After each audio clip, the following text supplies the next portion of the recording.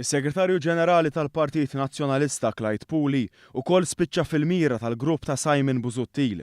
Fl-aħħar sigħat il-grupp ta' Busuttil prova jesponih kemm jiflaħ fuq l-għażla għal kandidati tal-Parlament Ewropew u l-Kunsillu Lokali għas-sena d-dieħla. Dan wara li ma' The Malta Independent, Puli qal li mhux qed tintuża l-Kummissjoni għall-għażla tal-kandidati. Biex nifhem il-filtru huwa inti li qed jiddeċiedi min għandu jekk għandux jikkontesta dal-persuna. Jiena nagħmel l-scouting. Jiena nagħmel wieħed minn dawk li nagħmlu l-scouting. Ftit sigħat wara din id-dikjarazzjoni kiteb Ivan Camilleri, reporter meqjus bħala wieħed mir-rappreżentanti tal-grupp ta' Simon Busuttil fit-Times of Malta.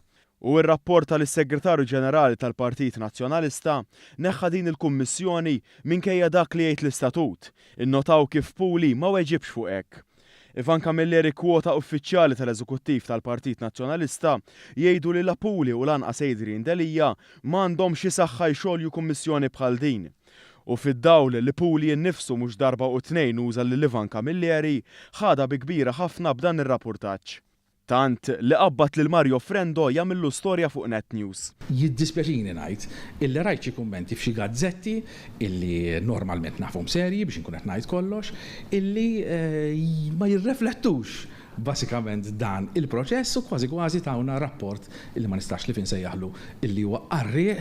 Fil-waqt li bħal dejjem dawk li appoġġjaw lil Simon Busuttil jilagħbu l-logħba tagħhom pubblikament u fil-midja li tappoġġjhom, hemm oħrajn li mhux lesti jagħmlu dan. Iżda wkoll jafu li Puli ma jistax jiddeċidi waħdu affarijiet bħal dawn. Fil-fatt, Puli tlaqqam fl-istamperija bħala il-kollox hu u l-imkejjen tagħna qalu li dan huwa każ ieħor fejn Puli qed jimxi għar rasu.